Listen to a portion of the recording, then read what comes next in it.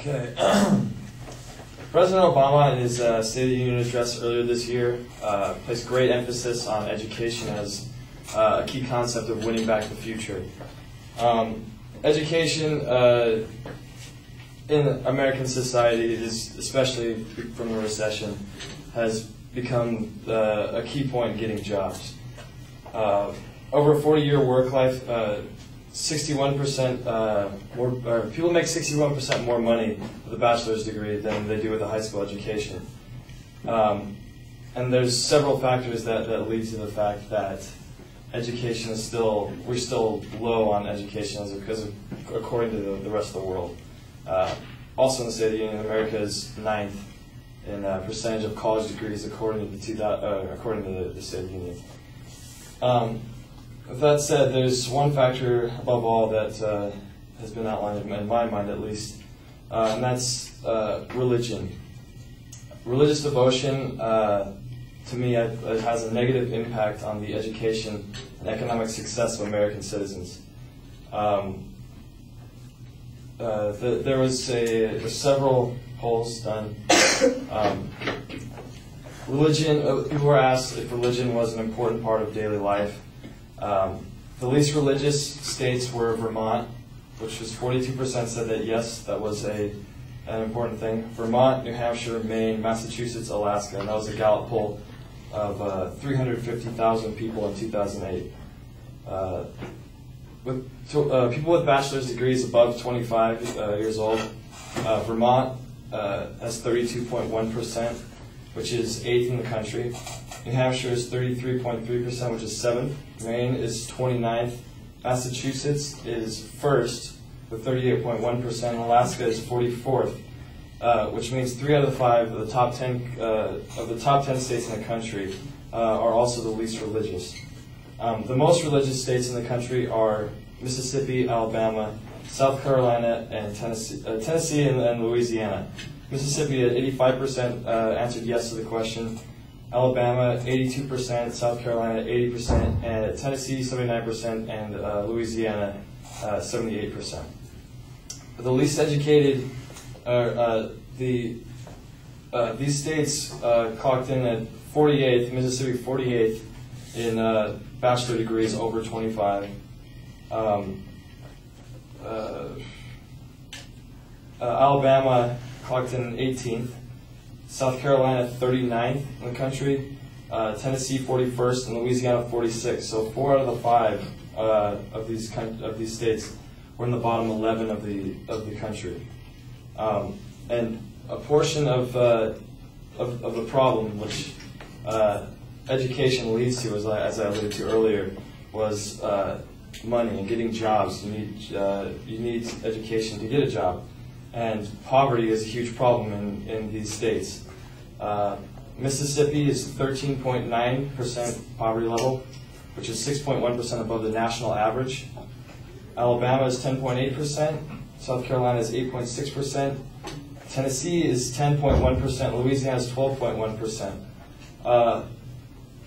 In a study done by collegeboard.com in 2007, the median school district at or above 10% impoverished had 63% of the students score proficient in state tests.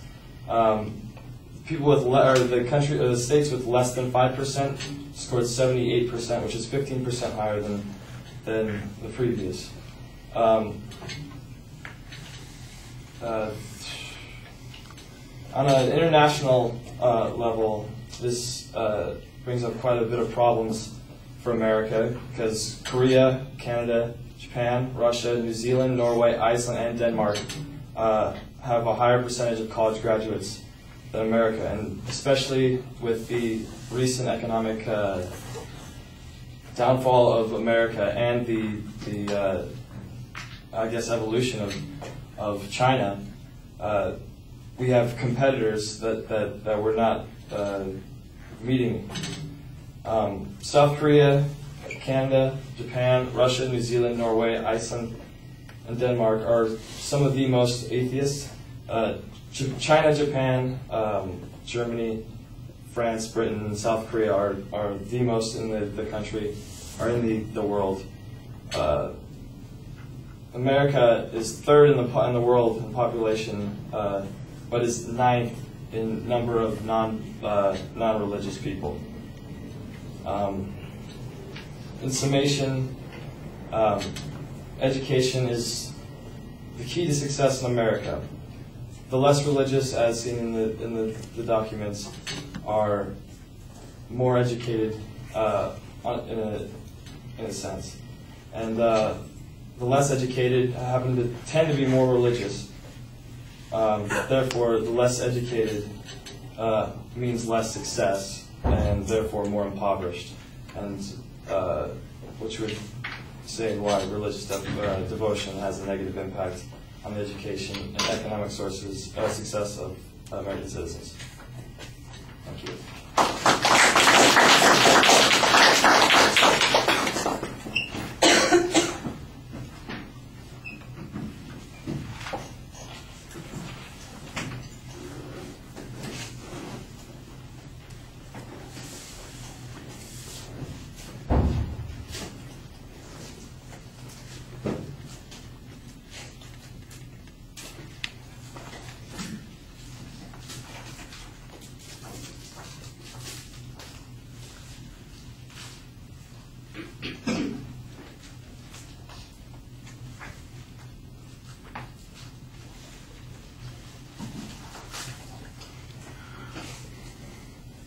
All right, the proposition is there. Once again, I think it needs to be signposted a little bit better. If people are listening carefully, they won't have any trouble finding it.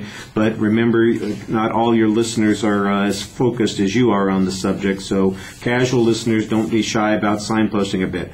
I didn't really hear a preview of what the contents were going to be, and during the speech, the internal signposting was not particularly strong. At the end of the speech, it sounded like in your summary you gave it a little bit more coherence, and I think that helps clarify the relationship between the points that you're developing that otherwise would have been a little bit cloudy.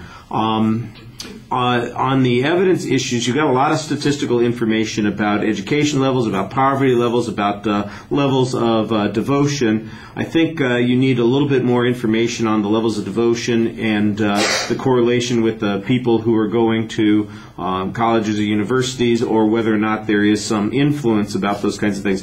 It just seems like you're depending an awful lot on some correlations here, and that could be problematic. I thought you did a nice job citing all of the statistical information and the sources that you presented there, but there's a big inference that you're making here that when it comes to the reasoning issues is potentially problematic. Your audience contact is a little low, partially because you have so much statistical information that you're trying to present, and as a consequence, I don't think you get a chance to connect with the audience as well as you could. Time that was used appropriately. Like I said, I thought that the summary did a better job of explaining what the structure of the speech was than anything that came at the beginning or during the speech. All right, thank you.